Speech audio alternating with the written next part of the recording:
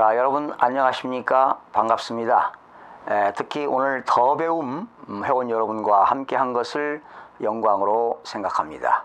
정말 반갑습니다. 저는 오늘부터 공인중개사 시험을 대비하기 위해서 부동산 세법을 담당하고 있는 김동수 교수입니다. 여러분 반갑습니다.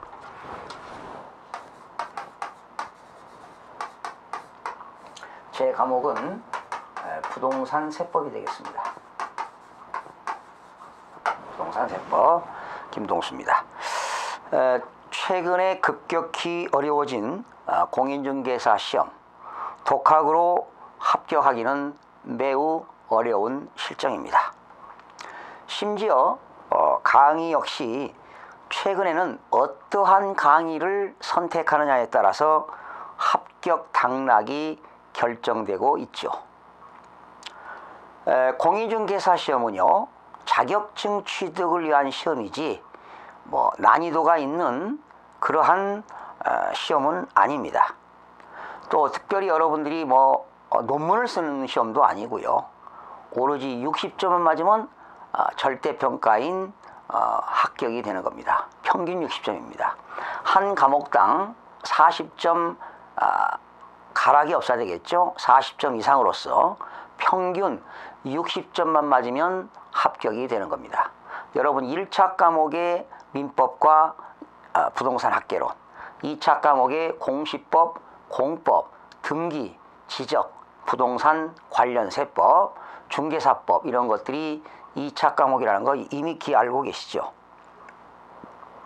그래서 여러분들은 60점을 맞기 위한 합격 전략만 세우시면 짧은 기간에도 합격할 수가 있습니다. 그래서 저희 이번 더 배움에서는 6분들의 교수님들이 나올 문제만을 집중적으로 이론을 아주 상세하고 쉽고 재미있게 여러분들에게 지식을 전달함으로써 여러분들은 그러한 내용을 반복 학습을 통해서 충분히 합격할 수가 있습니다. 올해 시험은 26회가 되겠습니다. 26회고요. 시험 날짜는 10월 24일입니다. 토요일입니다. 토요일. 여러분들이 그럼 앞으로 한 9개월 정도 남았는데요. 어떤 분들은 1년 이상 해야 된다.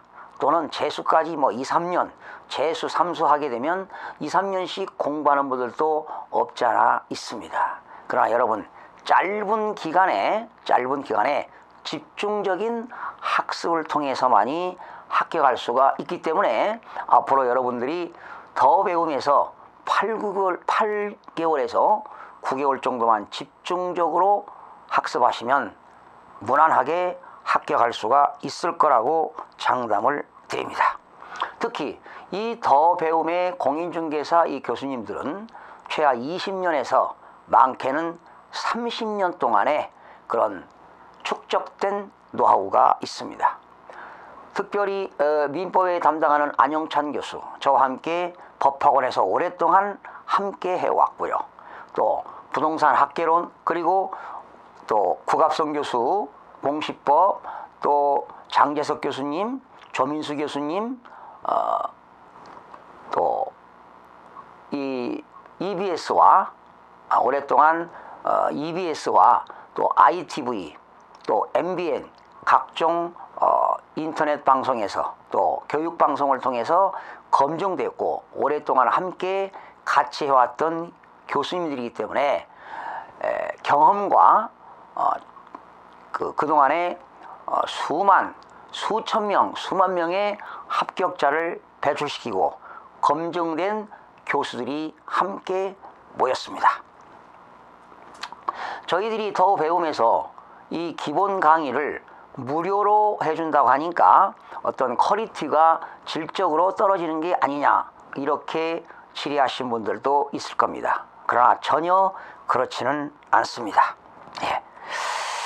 우리 교수님들이 그동안 쌓아왔던 그런 노하우를 더 배움 회원들에게 모든 것을 공개할 생각입니다. 그만큼 더 각별하고 퀄리티 높은 강의를 진행할 예정이니 이번 26회 때 기필코 합격하겠다는 그런 일념을 가지고 끝까지 포기하지 말고 강의를 꼭 들어주시기 부탁드립니다. 무엇보다도 특히 온라인 동영상 강의는요, 교수들과 또 공부하시는 수험생들 간의 그런 소통의 장벽에 한계가 있는 것만은 사실입니다.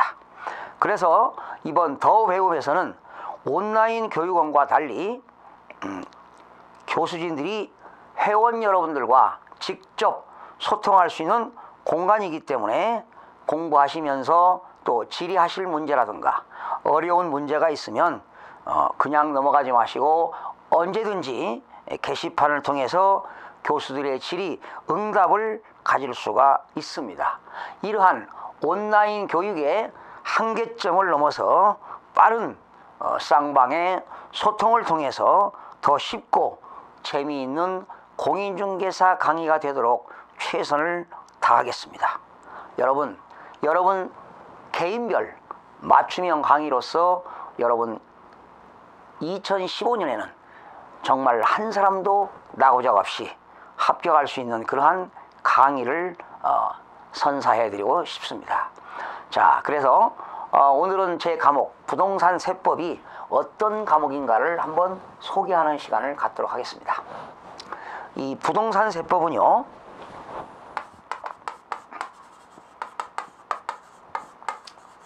부동산에 관련된 세금입니다. 부동산에 관련된 세금.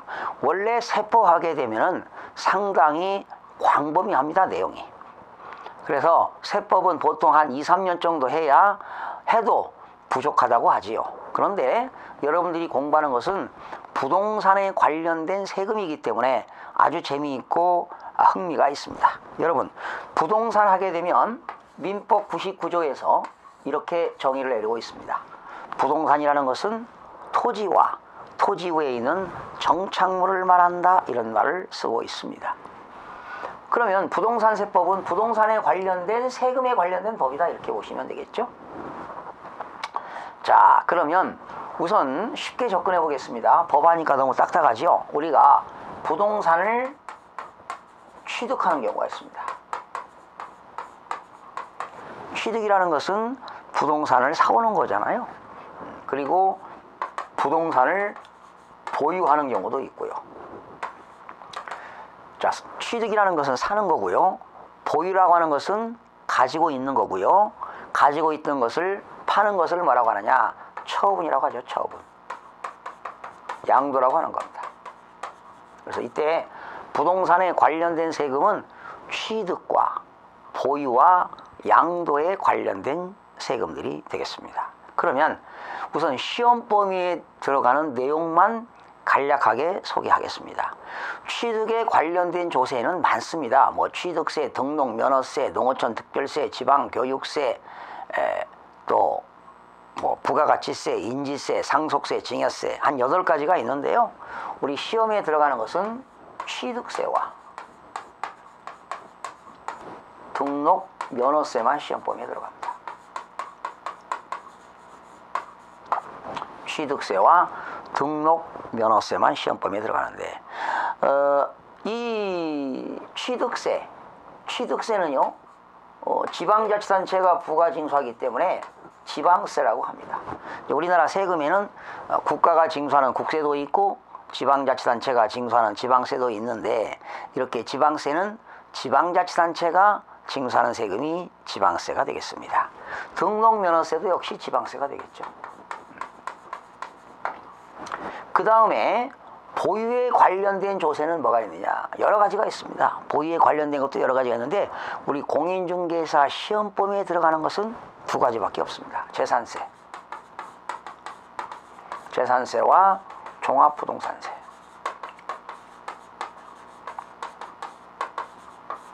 이 재산세는요, 재산을 가지고 있는 사람들이 내는 게 재산세죠. 어떠한 재산이냐? 뭐 토지라든가 건축물, 주택이라든가 선박, 항공기 5가지입니다. 토지, 건축물, 주택, 선박, 항공기를 가지고 있는 사람들이 내는 것이 재산세가 되겠습니다. 역시 이것도 지방세입니다. 그 다음에 종합부동산세는요. 종합부동산세는 이건 2005년도 노무현 정권 때 대통령 때 만들어진 건데요. 토지를 과다 보유하거나 주택을 과다 보유할 때 내는 것이 종합부동산세가 되겠습니다. 토지를 과다 보유하거나 주택을 과다 보유하는 사람, 일명 부유세가 되겠죠. 부동산 많이 가진 사람들이 내는 것이 종합부동산세인데 이건 국세입니다. 국가가 부가 징수하기 때문에 국세에 들어갑니다. 그 다음에 여러분이 토지 건물을 가지고 있다가 처분해서 이익이 생기면 뭘 냅니까? 양도소득세를 내게 됩니다. 양도소득세. 이 양도소득세도 국세에 들어가는 거죠. 네, 국세입니다.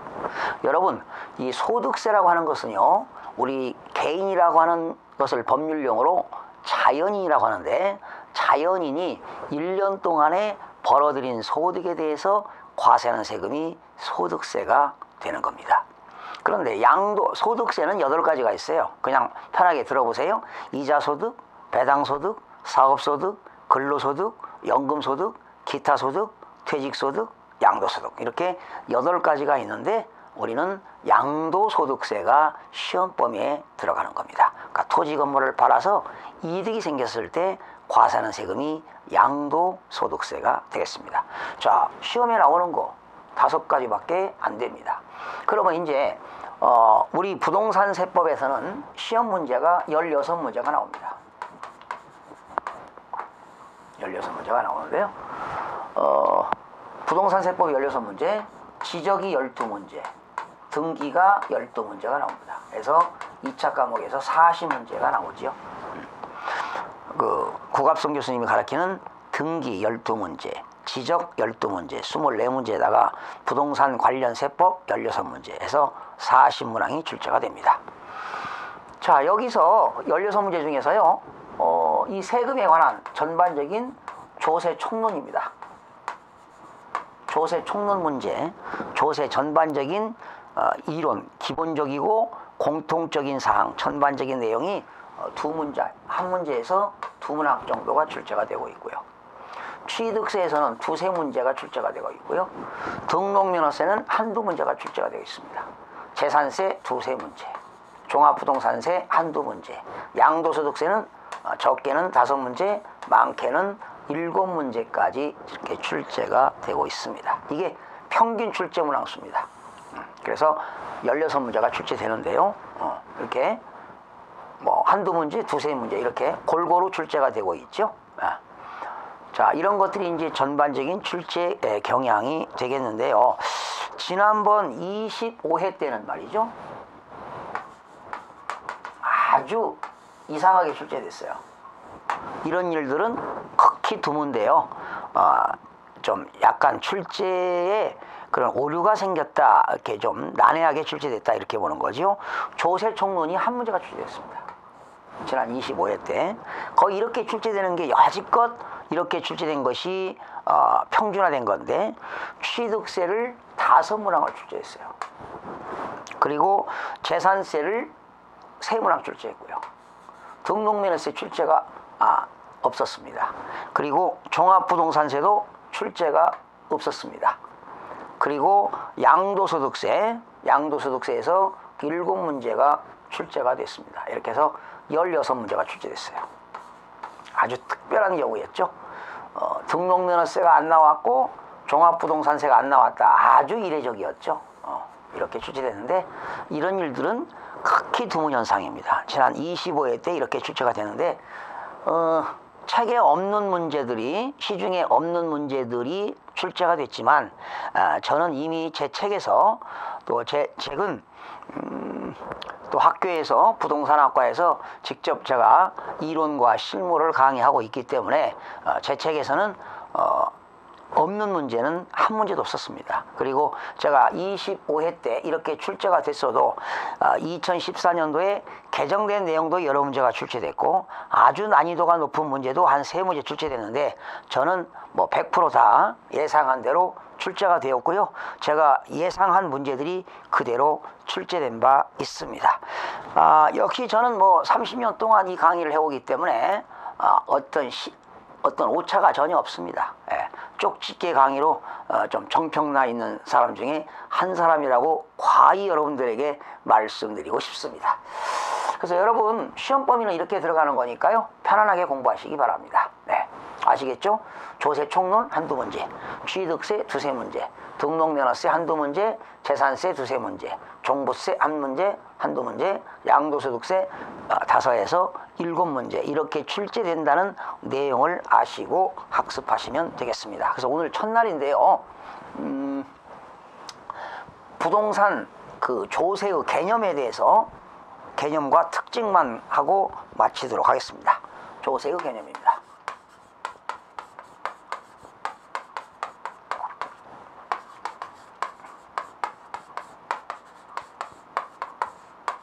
자, 시험에 조세의 개념과 특징이 시험에 나오느냐? 거의 나올 확률은 없습니다. 그냥 이해만 하시면 됩니다. 그냥 이해하고 넘어가는 거예요. 암기하는 거 아닙니다. 제가 암기할 것은 꼭 별표시를 통해서 꼭 이해하고 암기하라는 내용을 말씀드리겠습니다. 그냥 흘러가세요. 조세의 개념은 국가 또는 지방자치단체가 재정 수입을 조달할 목적으로 법률의 근거를 두어서 과세 요건이 충족되는 경우에 자연인이나 법인들로부터 강제적으로 징수하는 것이다. 즉 국민들에게 경제적인 부담을 안기는 것이다. 이것이 조세의 개념이 되겠습니다. 그런데 특성에 거기서 그대로 다 나옵니다. 여기다가 해보겠습니다. 특성. 방금 제가 말씀드린 내용이 그대로 다 나옵니다. 1번 과세 주체입니다. 이해만 하세요. 과세 주체라고 하는 것은 세금을 징수하는 과세권자가 누구냐 이런 얘기죠. 과세 주체. 누가 주체냐? 국가 또는 지방자치단체입니다. 방금 말씀드린 국가 또는 지방자치단체. 이 국가라고 하는 것은 중앙정부죠. 국가도 살림살이 하기 위해서 돈이 필요하겠죠. 국민들한테 세금 받는 거니까 이때 국가가 징수하는 걸 뭐라고 한다? 국세라고 합니다. 지방자치단체가 부가 징수하는 세금을 뭐라고 한다? 지방세라고 합니다. 이때 국세는 어디서 징수하는 거냐? 세무서에서 징수합니다. 지방세는 어디서 징수합니까? 시, 군, 구에서 징수하게 되는 겁니다. 시, 군, 구. 두 번째, 이렇게 세금을 징수하는 과세 목적은 뭐냐? 과세 목적은 재정 수입이 되겠죠. 그래서 정치, 경제, 사회, 문화, 국방, 예술 뭐 이런 데 다 국가 살림살이라는 데 쓰는 것이다. 이렇게 보겠습니다. 세 번째, 과세 근거, 세금을 징수하는 과세 근거는 어디에 근거를 두느냐? 법률에 근거를 둡니다. 법률에 근거를 둡니다. 여러분 우리나라 법 중에는 최고의 법이 헌법이죠. 헌법에 보면 모든 국민은 납세 의무가 있다. 이렇게 헌법에 나와 있습니다. 그러면 헌법에는 납세 의무가 있지만 여기 그 법률에 근거를 두는 이 법률은 누가 만든 거냐? 입법기관인 국회에서 만든 거기 때문에 이런 조세 법률주의가 있습니다. 모든 조세에 관한 세금은 법률에 근거를 둔다 이런 얘기죠.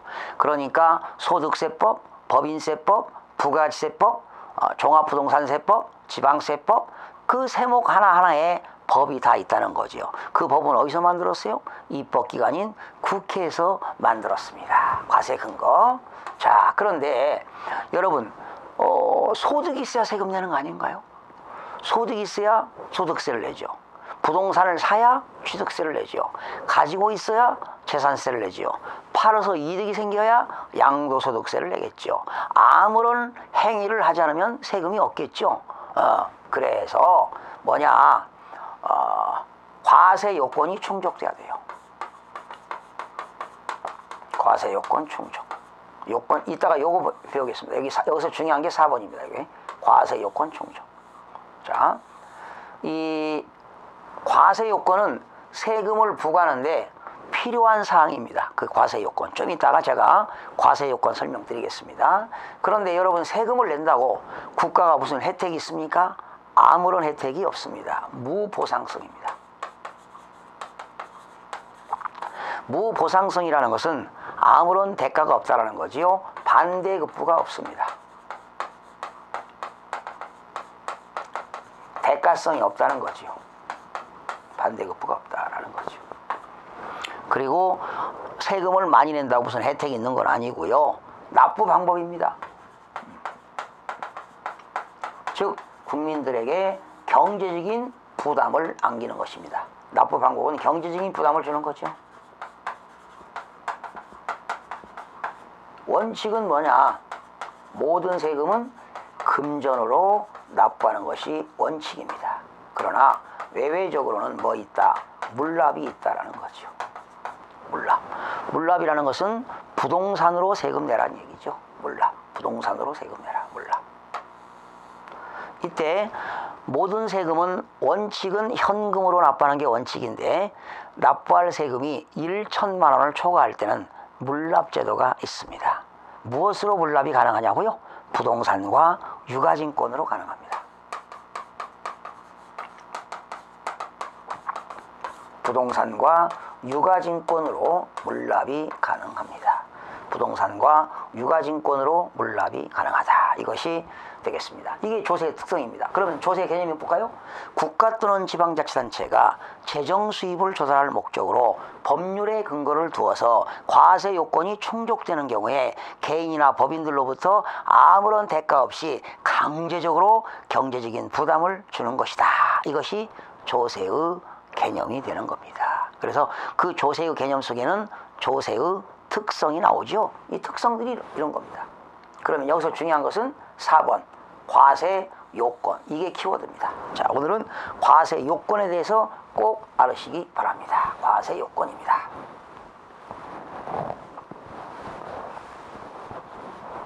자, 여러분 과세 요건은요. 요건. 세금을 부과하는데 필요한 사항을 과세 요건이라고 합니다. 세금을 부과하는데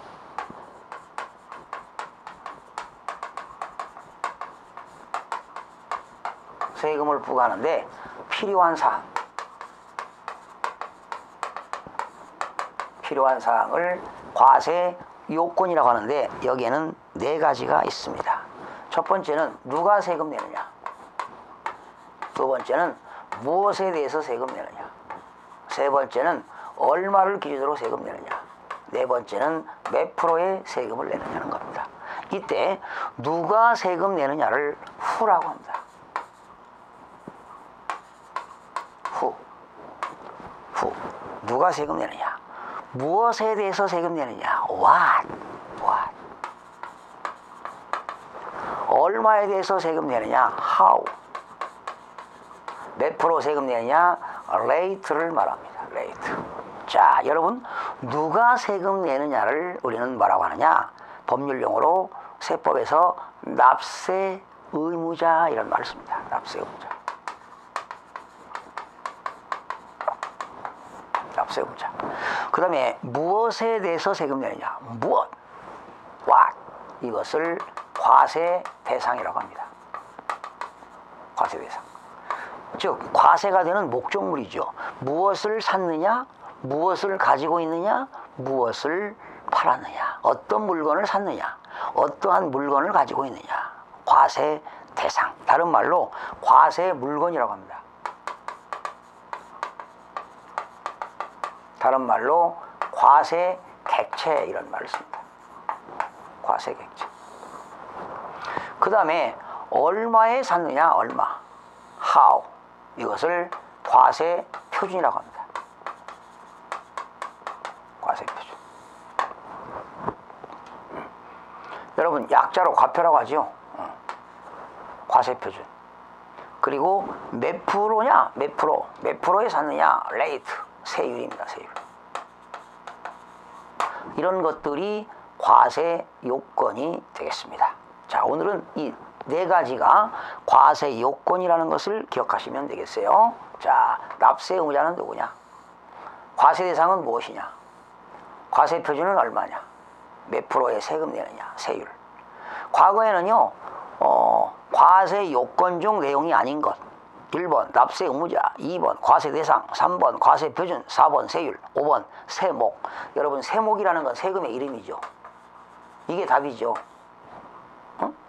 네 가지가 과세 요건이니까요. 그런데 지금은 이제 지문상의 과세 요건에는 납세 의무자, 과세 대상, 과세 표준, 세율 네 가지가 있다. 이런 지문들이 그냥 한 문장으로 이렇게 출제가 되고 있다. 이렇게 해서 오늘 첫 시간에 과세 요건 네 가지를 배웁니다. 과세 요건 네 가지, 납세 의무자, 과세 대상, 과세 표준, 세율. 그래서 여러분들이 1년 동안 이거 배우는 겁니다. 여기다 대입하면 되죠. 취득세, 납세 의무자는 누구냐? 취득세, 과세 대상, 취득세, 과세 표준, 취득세의 세율. 이런 것들을 여러분들이 공부하는 겁니다. 또 시험범위에 들어가는 등록면허세. 그죠? 등록면허세의 납세 의무자, 등록면허세의 과세 대상, 등록면허세의 과세 표준, 등록면허세의 세율. 이런 것들을 공부하게 되는 겁니다. 오늘 1강 시간에는요, OT 시간이기 때문에 간략하게 소개를 했고요. 다음 또 2강 시간 때 여러분 이 과세 요건에 대해서 네 가지, 취득세, 납세 의무자, 과세 대상, 과세 표준, 세율 어떻게 흘러가는가, 그런 절차를 함께하는 시간을 갖도록 하겠습니다. 여러분 2강 시간에 찾아뵙겠습니다. 수고하셨습니다.